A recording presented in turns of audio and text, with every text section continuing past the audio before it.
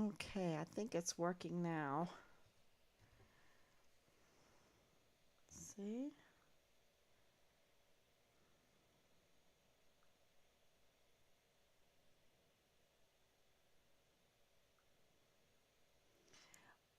Hi, everyone. This is 1086 days.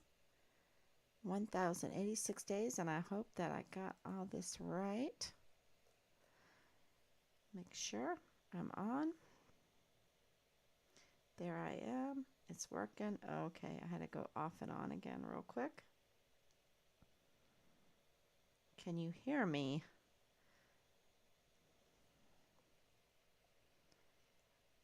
Hi, everyone. Okay. Very good. Okay, everything is working. I believe everything is working. Okay.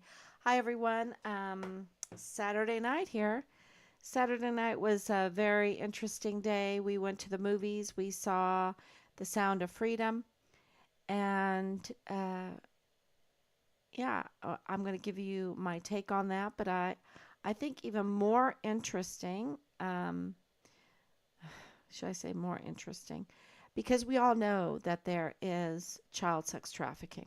Okay, this movie, it's been waiting 5 years um, to get into the theaters. It was blocked for 5 years. They made it 8 years ago. Started 8 years ago, I believe, and just sabotage and blocked and very, very similar to what happened to Richard when he made his complaints.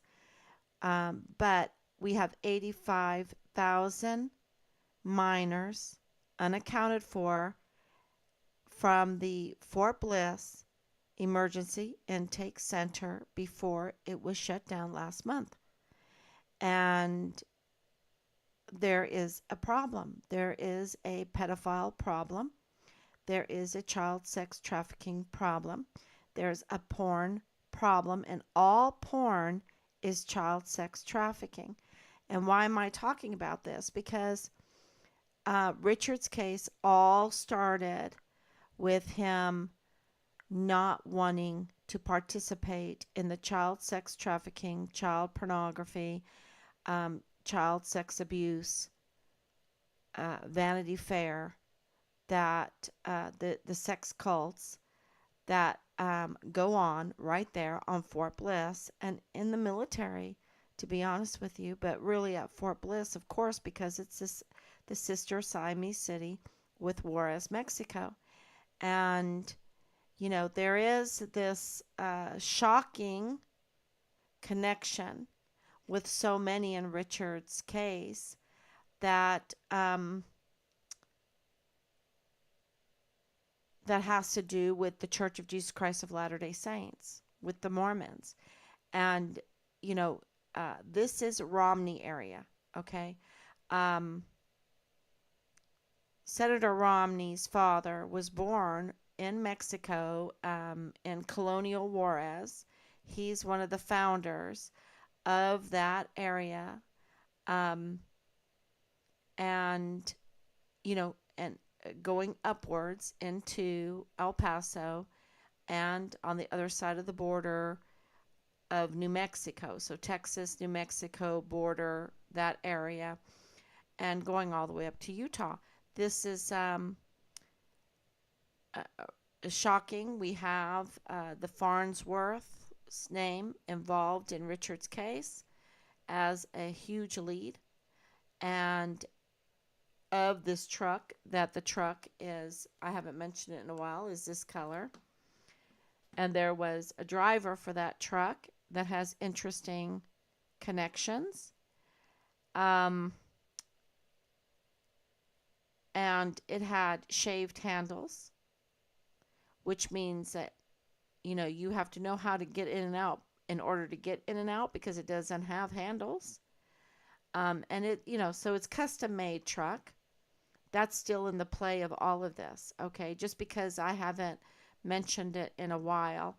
Um, this case, our son's case, is so convoluted because it involves so much collusion, so much, so many allegations of mishandling of this case because of collusion, because of participation, of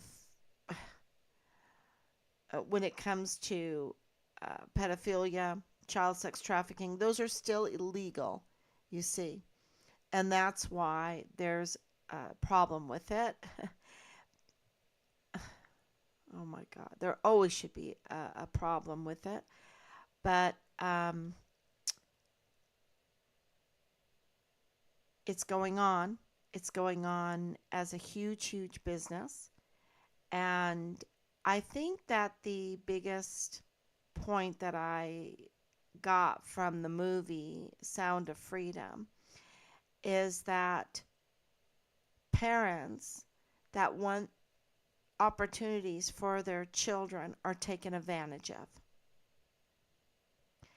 And that's how the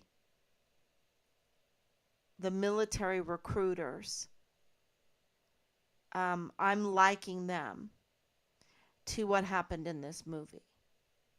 And I know that, people are going to yell at me for this, but this is what came to my mind because I know that this beauty pageant lady in the movie, this spoiler alert, that was very, very trusted because she was a known beauty pageant winner. Um, and, the parents trust her with their children to get a future for their children. And this is how recruiters are. Um, and I've heard this over and over and over again from parents that the recruiters promise all these things, and the number one thing they promise is that we will care for your child. Okay? Now, yes, the children are 17, they're young adults. They're young adults, but for the families, these are their children. It doesn't matter how old, you can be 30, 40, 50, 60, 70, and to your parent, you're still their child. And so the recruiters know that.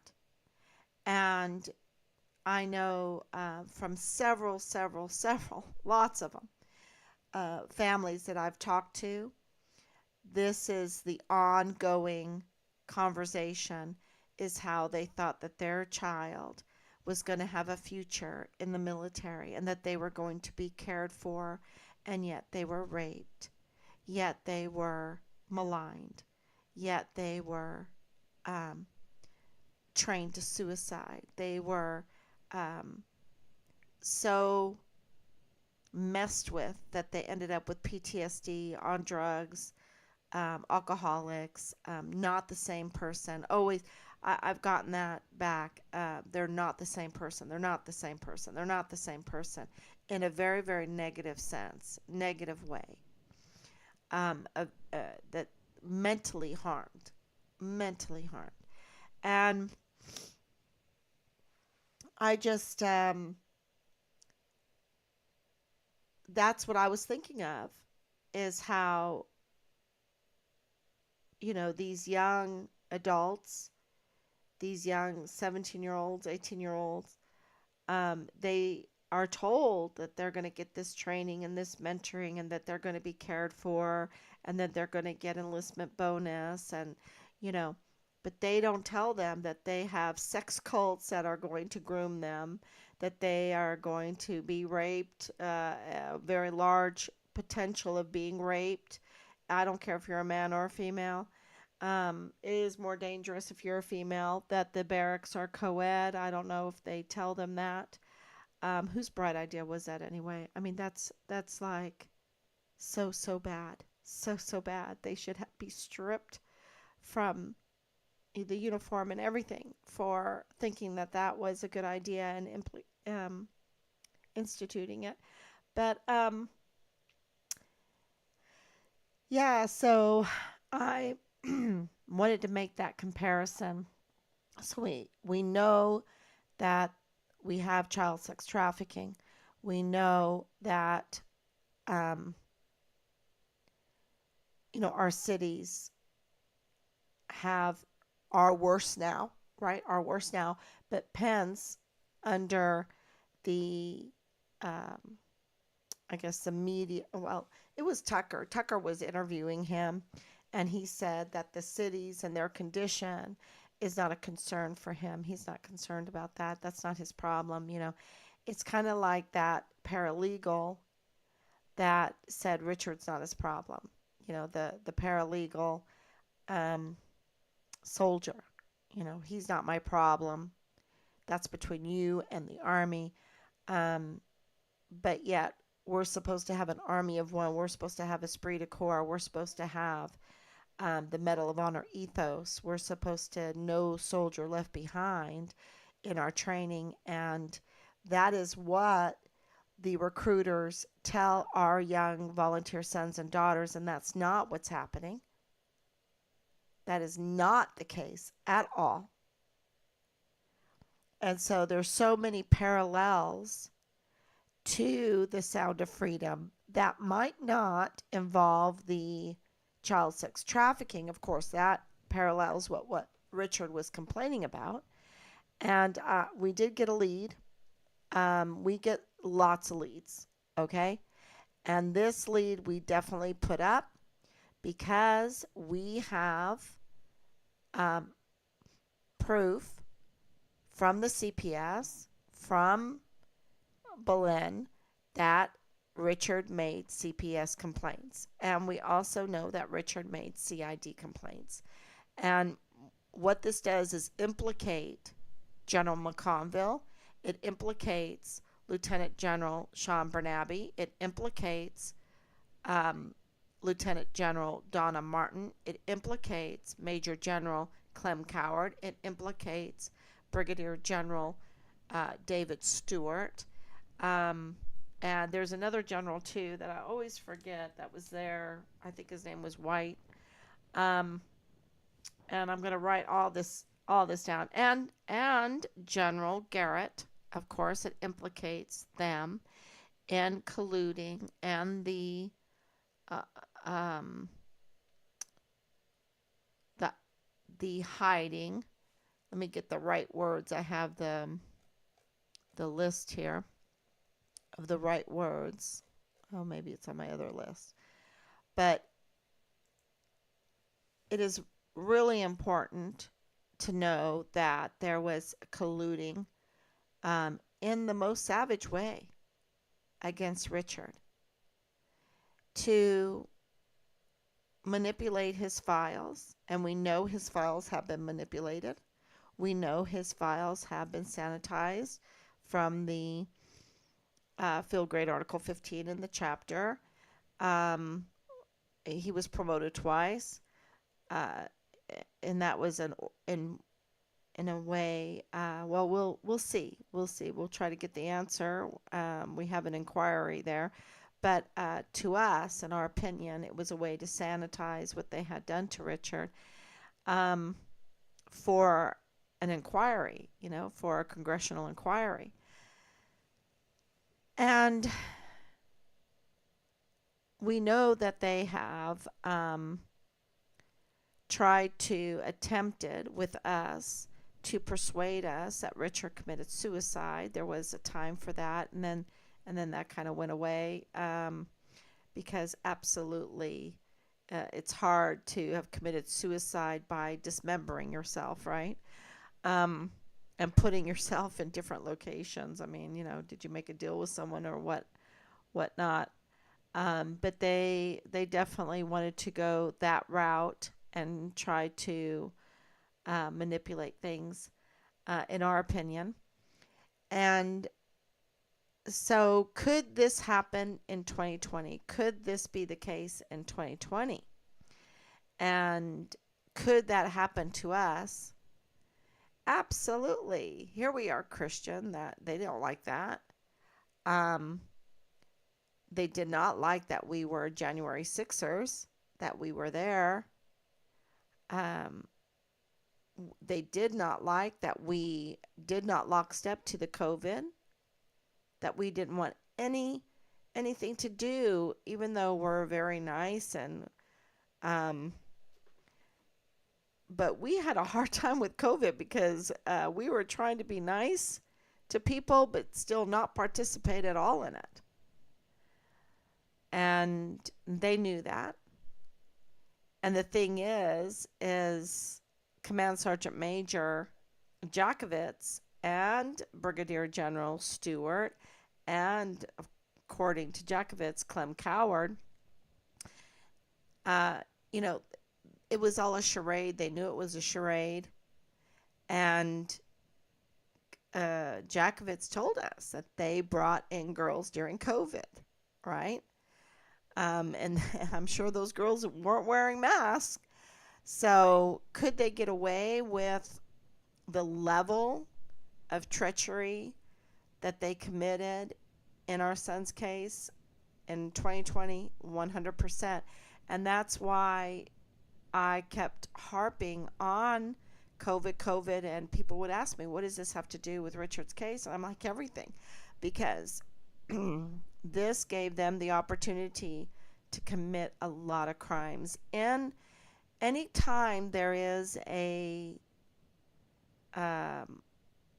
emergency, okay? Anytime that there is an emergency for anything, it could be a war, it could be this, fake thing that they put out to be an emergency, is an opportunity for them to do evil deeds.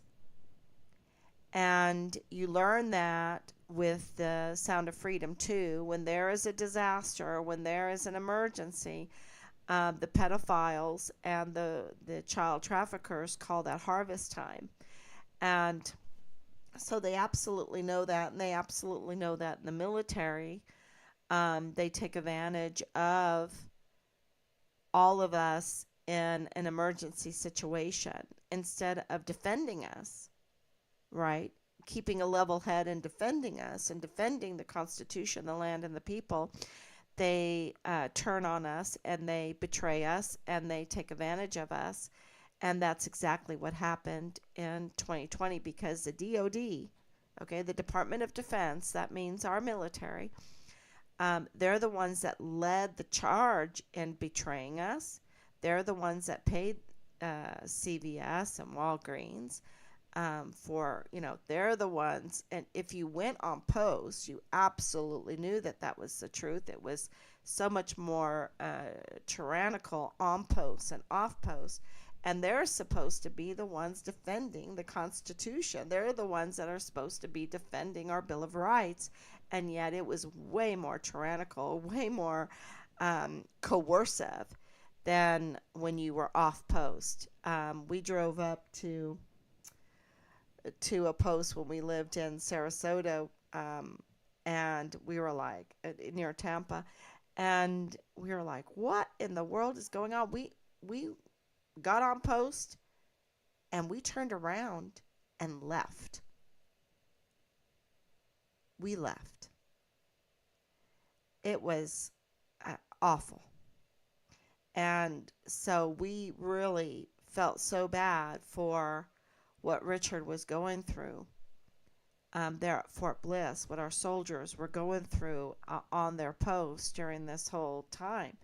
And, so if you're not going along with the COVID, which Richard did not agree with what was going on with the COVID, because I talked to him and I have all the screenshots to prove it.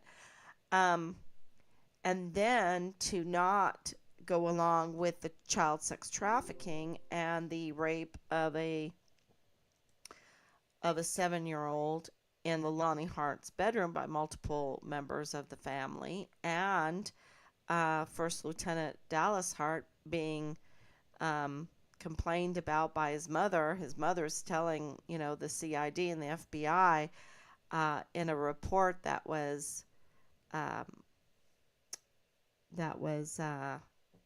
notarized, that he was having an incestuous relationship while he was platoon leader. while he was serving in the military, while he was, serving there at Fort Bliss with Richard Halliday. So, this was, a question for us. Is that what Richard was complaining about, and wanting protection for the 7-year-old, for the other children there, because we know that they were running a daycare um, inside their home? And, was he complaining about that? So listen to the complaints. I'm going to read them again. And, um, and you can be the judge. You can be the judge. But I think that the CPS, who we've been waiting, and absolutely, um, if there was no complaint by Richard, they would have come back, but they kept delaying. Oh, we'll get to, we're working on it. We're working on it. Um, and we've spent thousands of dollars trying to get those CPS complaints, FOIA, to us. So we were very happy when we got this lead. And the first allegation that Richard made and reported to the Child Protective Services was instances of child endangerment, physical abuse, and neglect involving specific children. And he expressed deep concern for their safety and well being, urging swift intervention. But you see, CPS is not doing their job, right? And then those in the military on base are not doing their job, right? Because they have a 14-year-old girl living in the barracks being pimped out, prostituted out during the night to these soldiers living in the barracks, and her nights are hell. Her nights are hell, and that's another thing that you learn um, in the Sound of Freedom. They sell these children 5 to 10 times a night. And so, I don't know if this 14-year-old girl, and I do know things about her that I'm not at liberty to say because they're absolutely shocking. You'd be like, what? What? But, you know, I don't know if she had a teddy bear. I don't know if she had a doll, because my daughters at that age had teddy bears, had dolls that they slept with. And this young girl being prostituted out while living in the barracks, and the barracks are co-ed. Whose bright idea was that? I mean, they really, I think that is an outrage, and needs to be changed immediately. Immediately. Get those women out of the men's barracks. Get the women out of the men's barracks. So we absolutely know that they had no concern. And even after Richard, even after the brutal murder of Richard, even after all that we've done, um, Major General Eisenhower has no concern for children on Fort Bliss living in the barracks being prostituted out. So, and are they filming it? They all have cameras. Are they filming it and creating porn?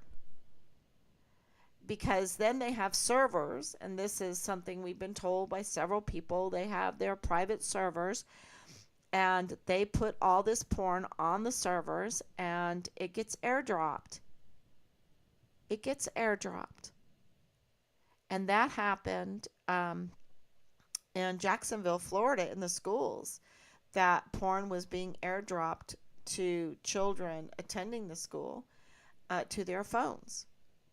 And so, uh, you know, if you have the airdrop ability turned on, you might get some nasty stuff.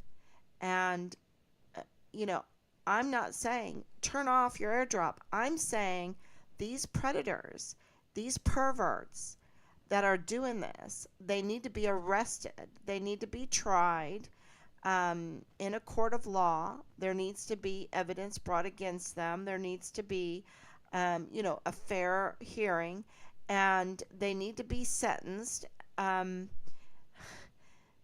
we need to send a loud message that we are not tolerating this anymore. We're not tolerating this.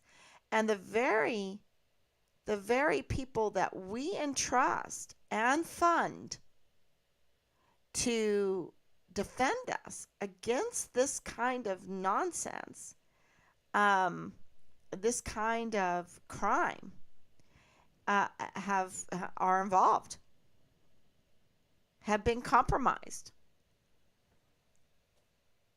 So they're not doing their job. They're not fulfilling their oath. Matter of fact, they're working against it.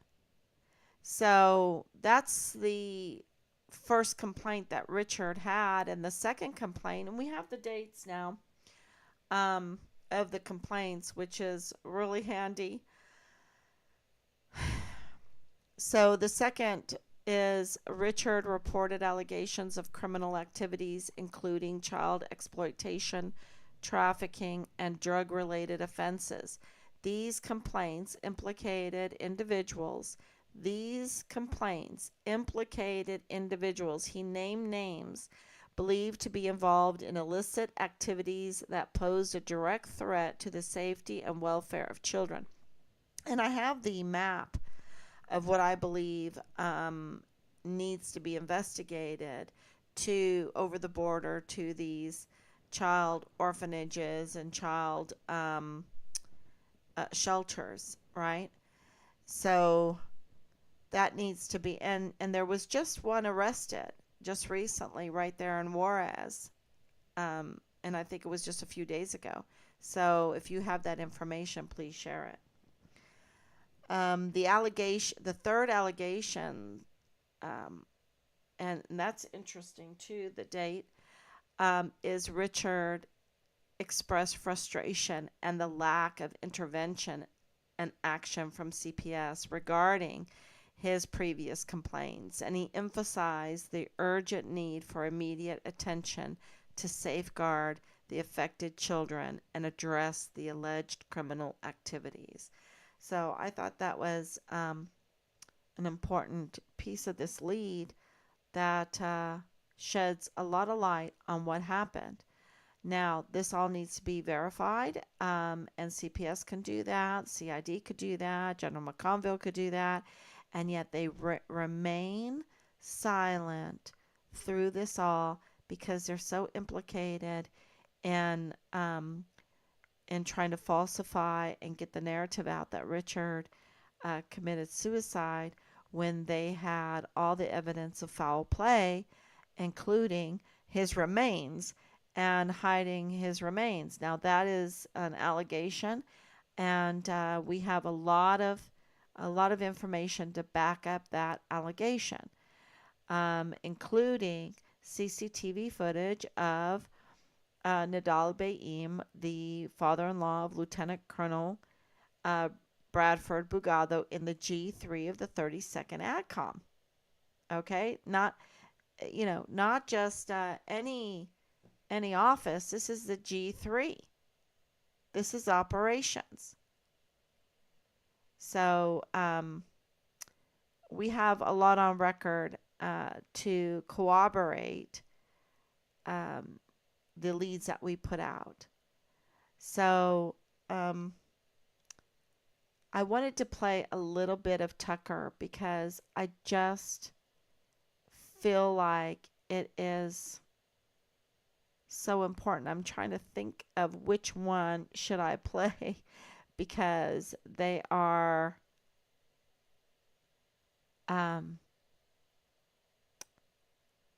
they just need to be heard. So, okay, with that, I am going to let this play. This is running the world. Like, what wouldn't they do? Oh, right, good point. I'll Anyway, give a little commentary. but I just kind of didn't think too much about it. Like, I'm definitely opposed to vandalism. Anyone who breaks windows is not my friend. I hate that. You ever glazed a window? You ever put in a window? It's really hard. I mean it. If you don't think it's hard, try it. You get the size wrong. It's played at one point too. Pins in. It's ridiculous. It's like an all-day affair to replace a divided glass door.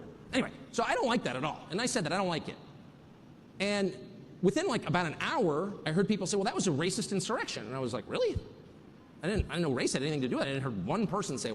Okay, so what he's talking about here is January 6th, which absolutely hurt the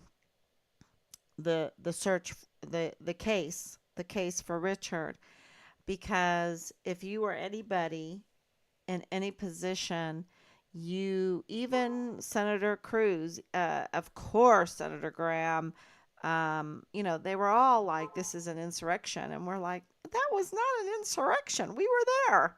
That was not an insurrection.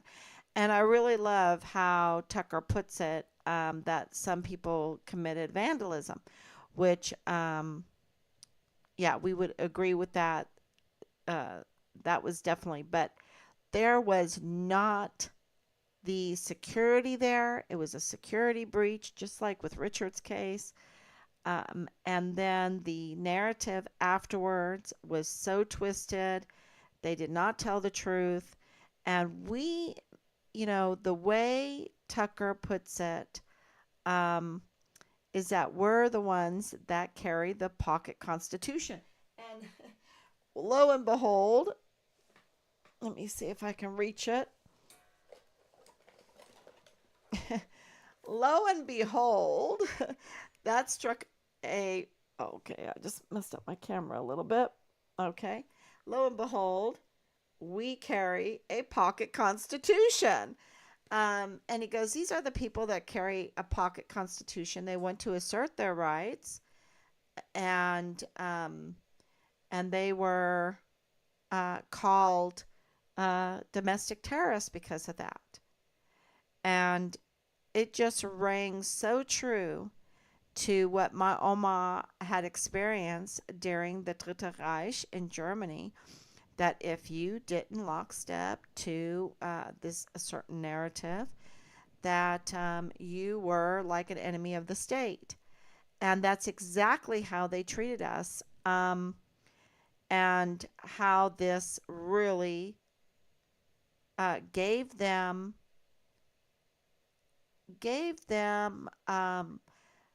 I guess, a reason to not help us or to be against us. One, we weren't lockstepping to the COVID. Number two, we weren't lockstepping to the January 6th narrative. Number three, we're Christian. And I want to say Tucker comes from an Episcopalian background. So maybe that's why we connect so well in our thinking. So I do want to mention that, to be fair, that we are very like thinkers, because of the faith background that we come from. So let's play this a little word more. About race and an insurrection, call me literal, is when armed people try to overthrow the government. That didn't seem to happen either. So I just pretty innocently said, bad, probably not a racist insurrection. What? Shut up! Racist insurrectionist? Yeah. And I remember thinking, obviously people are feeling heated. But like in a week or so, when, the emotional devastation of this second 9/11/Pearl Harbor wears off, people calm down and come to their senses, and you can have like a rational conversation. Trip West, I see you in the front row. Sorry, just saw a friend of mine sitting right there. We can have like a rational conversation about what this actually was and why. And at a certain point, because I really believe in cause and effect, someone will say, well, why were these people so mad? That, none of them had criminal records. They were like grandmoms with diabetes and like a lot of debt. They're the least powerful people in our society, like legit the least powerful. Moms that have missing soldiers. And why were they so dads mad? with Like, why do they take the soldiers, bus from Tennessee to go jump up and down in front of the Capitol? Like, something probably had better things to do. Brother-in-law. And then maybe if they think that the election soldier. wasn't fair, we will sit them down in a very calm, rational way and be like, I get it. We said that Biden won by 81 million votes. That's 15 million more than Barack Obama. It seems like a lot, considering he didn't campaign and he can't talk. But there was just something about him. It was that magic, and maybe you didn't feel it. It's like pistachio ice cream. It's not a flavor for everybody. But the people who like it really like it. 81 million. So settle down. And by the way, we have the source code in the voting machine software. And we've looked at it. And it's totally on the level. We've double checked. We wouldn't let like an electronic voting machine hide their software from us. Like, never do that. And the drop box is like totally monitored by law enforcement. And every person who voted had to prove he was who he said he was with the government issued ID. Like, settle down. And I would have said, fair enough, because I want to believe in our elections. Who doesn't? And in fact, the people at the Capitol on January 6th are exactly the ones who most want to believe in our elections. Yes. They're the ones who carried the pocket constitution. Yes. How many CNN anchors like deeply believe in the American political process? They put you in a camp if they could.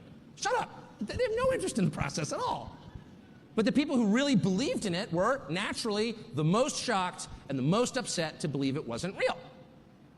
But anyway, I thought we would have that conversation at some point. You know, I never supported, and I will never support vandalism, period. But I did think, well, maybe the upside, this, Ashley Babbitt's killing, clearly in retrospect to murder, you know, it'll amount to something. We can have a national conversation about this. And I'm completely for national conversations. But every year they promise us a national conversation. Well, on race, we need a conversation on race. Okay, shut up. Okay. National conversation means no one's allowed to talk except the people who called for the national conversation. And they never stop talking. But anyway, we never had any conversation about that. In fact, anyone who tried was deplatformed, debanked, basically hounded out of public life in America, bankrupted, in a lot of cases put in jail. Yeah, fired. Oh. He was fired.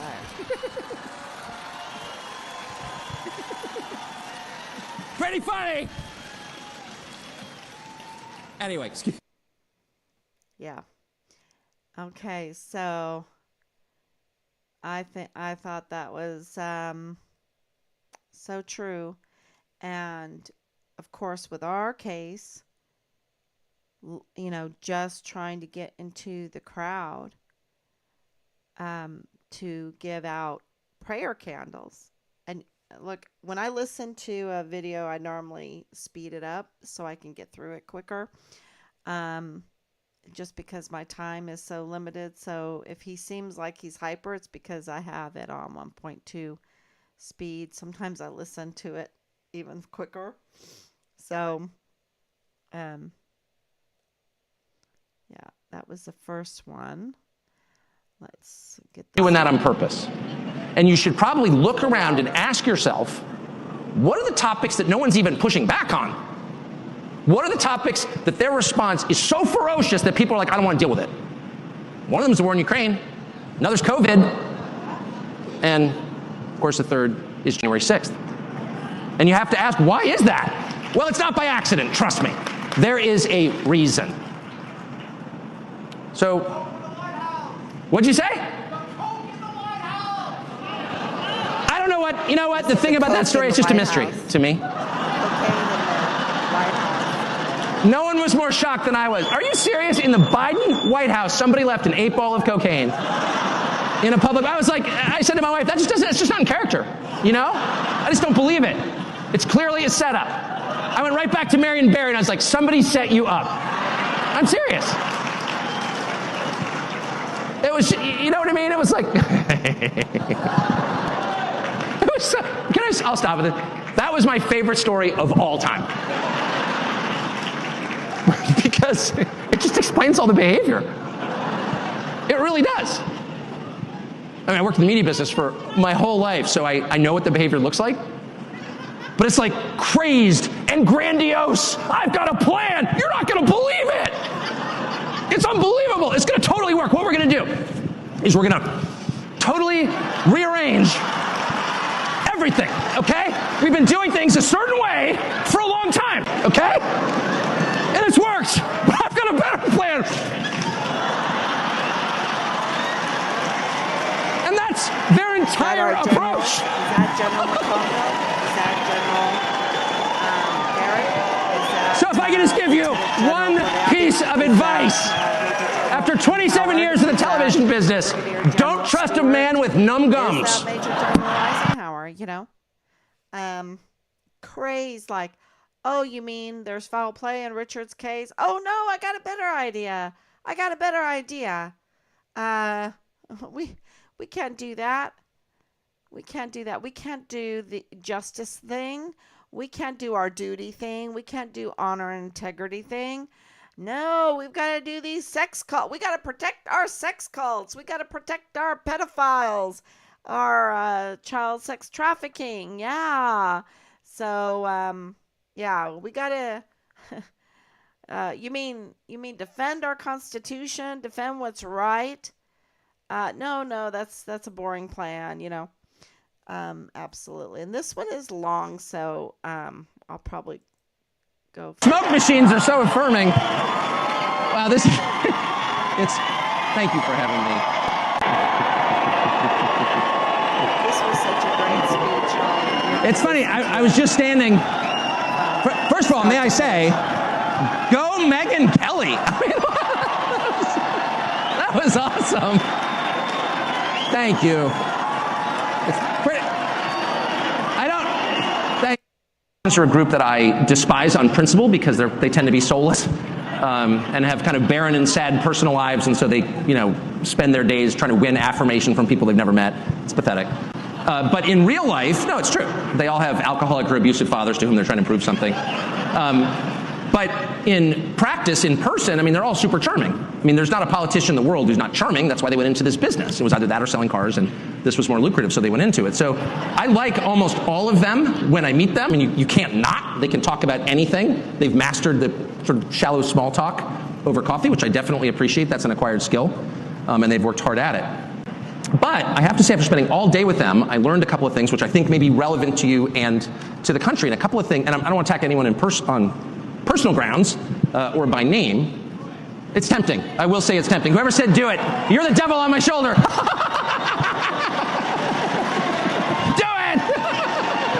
I've spent my whole life. No. But if I could make some general observations, which I think are more edifying than just like savaging Mike Pence, I think, which I'm not going to do, because that would be wrong. And it would be wrong because it's too easy. And the easy things are not rewarding, are they? You don't feel good when you beat your 5-year-old in soccer or ping pong. Like what? But I did learn a couple of things. It was super, super interesting. The first thing, I guess I already knew it, and you know it already, that's why you're here, which is the spread between the things that Republicans in Washington, the people you vote for and put there, care about, like actually care about. They, pretend to care about a lot of things, but the things that really touch them off, that matter to them, very different from the things that matter to the people who vote for them.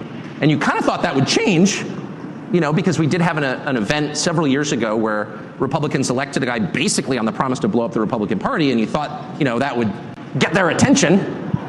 If your wife runs off with the pool boy, it's like time to reassess your skills as a husband. Like, you got to pause just for a moment and be like, yeah, it's bad, but maybe I contributed to her behavior. Most self-aware people, and I'm being serious, ask themselves that question. Like, how was I responsible for this bad thing that happened? But there's been literally none of that. It's been all blaming the pool boy in Washington. So I don't see that changing at all. Maybe it'll take a next election cycle to do that. But the second more interesting thing I learned is that almost everybody, not everybody, but almost everybody in elected office in the Republican Party has internalized the other side's rules for debate. And if you think about that, there's no really more self-defeating way to go into politics or life than to accept the terms that your enemies offer before the conversation's even begun. Because there's really no winning. Yeah.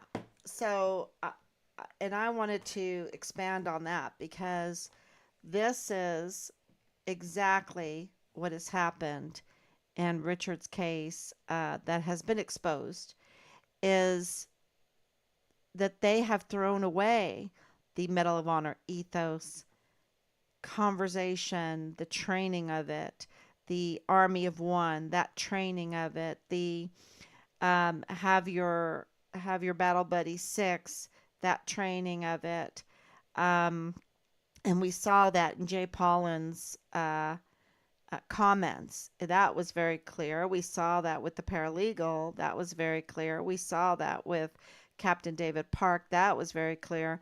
And, those are and we saw that with First Sergeant Ruggiero, right? And many, many others. I mean, every one of them, every last one of them. Okay. And I'm trying to think of one, right?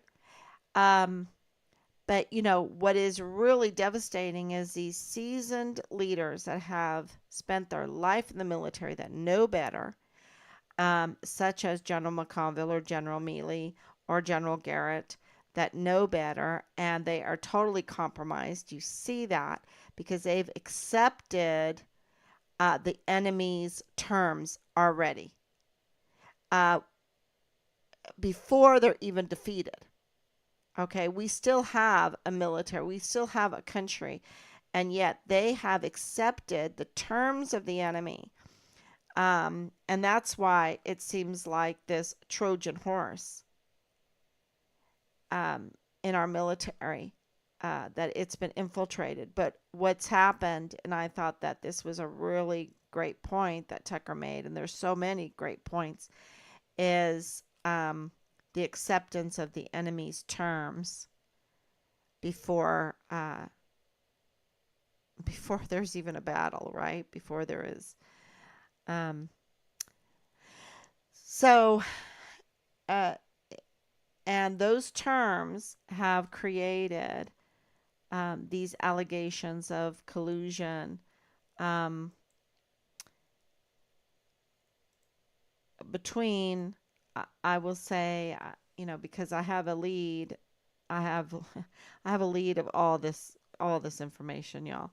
And part of that is what I released yesterday about the Lieutenant General Sean Bernabe, and General McConville colluding together to tamper with Richard's file to um, to try to make him look like he died of a suicide when in fact it was foul play and murder and dismember, and they couldn't do it. They couldn't do it. I mean, they did it. They tried to do it, which is a crime, and that's why we were never notified of Richard being missing, because they were too busy trying to collude, and they knew it was a big mess, and tried to just sweep this whole case under the rug. But then they colluded um, in trying to deal with his death. And so, with that, and I know that they did that because I have it on record. I have it on record from Soto, from the PI, from um, Bernabe, all around the same time frame, trying to convince us, trying to groom us that Richard committed suicide, and we absolutely know that that there's no evidence of that. Um, and at the same time, they withheld the information about Richard being a whistleblower, about Richard going to the Child Protective Services, what the Child Protective Services triggered with the IG, that they could say all of that, right? And they played, I guess, juggling the ball to prevent us from getting the information. And that Richard went to the CID to make complaints. And so this is a very serious, because they need to be, if this is true, they need to be arrested, they need to be tried, and this kind of level of crime, I'm so glad it's in Texas and they have the death penalty. I really want the death penalty to be on the table when we get accountability for all of this, because we're talking about our volunteer sons and daughters. We're talking about our national security. We're talking about treason and murder and cover up and tampering with evidence, being Richard's remains, and the bullying, and manipulation of the family, and so many other. I wish I was a lawyer, because I just list them off on the top of my head. By the end of this, I'll probably be able to get a law degree, because of all the law that we have to study, because um, of having to do this. Well, we're not alone. We have an alliance now, and we have an alliance of intel and the security community that's within Fort Bliss. Um, so that's really positive. So, we just need the vast public to understand what is happening, what happened in Richard's case, and that, I would not be on live stream saying all of this if we didn't have 1,085, 86 days of information, um, evidence, timelines. The timelines are so interesting, y'all. It's so interesting. And I'm going to put together a brief just on Richard's timelines, and who's all involved in them, starting pretty much in January of 2020. I think that is, even though it started a little before that, but I think that's when the brief will start. So it's a lot of hard work to get this to you so that you can understand Richard's case and that's another thing in common with the sound of freedom, is that it's there, but when you see the extent, when you see what's going on, um, in front of you, in picture, in words, it's still shocking. And the movie's done very well because they didn't insult you with vile and vulgar scenes, anything like that. Um, so that it is a high caliber film, and yeah, it you can't be happy when you leave it. It's not for entertainment. It's definitely for information, for the sake of our country and the health of our country. And this is the same thing that Team Find Richard Halliday is trying to do by creating a book, by creating these briefs, by putting together the timelines, by putting together the information of the leads, and so that you will understand that the CID in Quantico, that Taurus absolutely, Representative Torres put together and funds could absolutely cut off funding off of them, and should because they're not doing their job. And in my estimation, because they should be in communication with us. So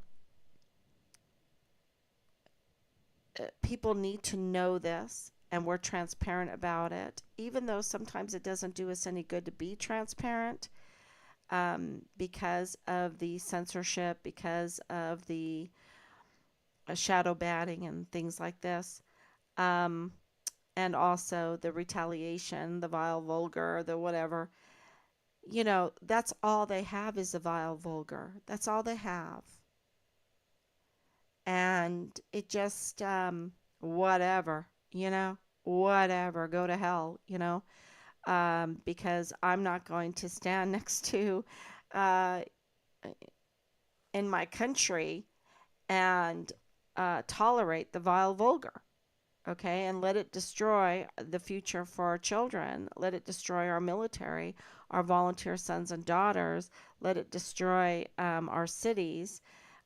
Because look, you got the likes of Veronica Escobar standing shoulder to shoulder with the pedophiles, with the she absolutely knows that this is foul play, and if you only knew the part she played in this, and that'll be in the book, you will be you'd be like, oh my God, oh my God, So remember 2020 and 2024, when she's like, okay, I agree with Mrs. Halliday. We should have the FBI, a third party like the FBI, and the FBI is hiding the remains of our son.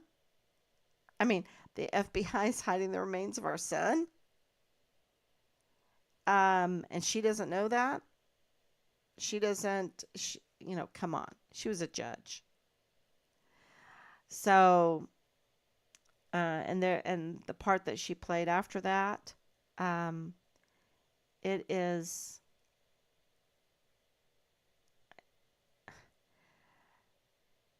it needs to be stood against. And so that's another thing that we have in common with the Sound of Freedom is the call to stand against the child sex trafficking, along with um, the pornography, along, and be aware of how they do it and what's going on, and also the psyop of it. Because even going to the movie, that's the hard part that I have about going to the movie, is the psyop of it. The the more this stuff is out there and gets attention, the more that it becomes part of our culture, and I don't like that. I want some beautiful, great, wonderful things um, to be making and developing our culture, and not thoughts on this kind of crime. But at the same time, you can't put your head in the sand. You have to call it out.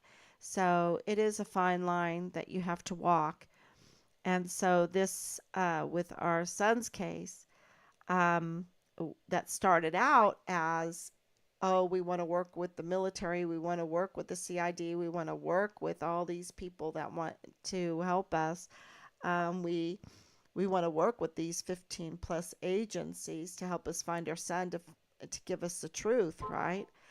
Um, and then as we have gone by, we and found out how betrayed we have been by General McConville, by General Milley, um, and the Secretary of the Army, Secretary of Defense, um, but you know, by Major General Clem Coward, by so many of the soldiers that were involved in this, um, under coercion, under the threat of retaliation, of course.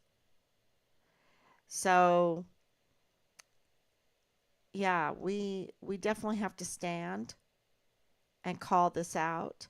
And at the same time, I want to make sure everyone knows that behind the scenes, um, we still focus on what is good and noble and true and just, to um, remind us our future, what our future should be like, and what we should be focusing on. So it is a fine balance, and I hope that everyone understands that this is not just what we eat and breathe, um, because we'd never be able to go this long and hold this out unless we recharged with what is good and right and true and noble and honorable, to give us the strength to move forward and to know why we want accountability, and to keep us calm, to not make us vengeful and rash. Um, and many, many times in this, we were set up to act rash, and we didn't. We didn't. Um, so I'm very proud of ourselves for that, for staying as calm as we have. Um, Not always calm, but as calm as we have in this um, development, a daily development of our son's case. So, because when I found out that Anthony Swafford was a military police, and I had those screenshots that he was hearing the smear campaign from the guard mount, from the change of shift senior leader, and now I think that was Marlon Soto or Tavita Nusa. I think they can They can verify that. Um, but they were absolutely colluding together to form a narrative to smear Richard, um, and to try to suicide him like they've done others in the past. And, and that's a lie. That would be a lie. And to cover up the foul play and the truth about what happened to him in the vicious murder, because they wanted to cover for sex cults and, um, I believe, weapon smuggling, equipment smuggling, ammunition smuggling. There's just the CID complaints that are going to come out. So you have the CPS complaints, and then you have the CID complaints. They're going to shine a light. I'm just checking them to make sure that we have evidence of our own to corroborate um, these complaints. And I think that they're going to shed a light on uh, on the military, um, for all the people that entrust the military to be honorable, to have integrity, and to take the tools that we give them and use them wisely instead of turning them into weapons against us, against our own soldiers, which happened in Richard's case. And then they try to scrub and sanitize the files of their criminal deeds, and and they can't, because we've been gathering it, and everyone, we've been so transparent, so many people have this stuff. So thank you so much, everybody, for coming on, and thank you, Anicia, and I hope everyone has a great Saturday night, and I will be back tomorrow, God willing. Thank you. God bless. Bye bye.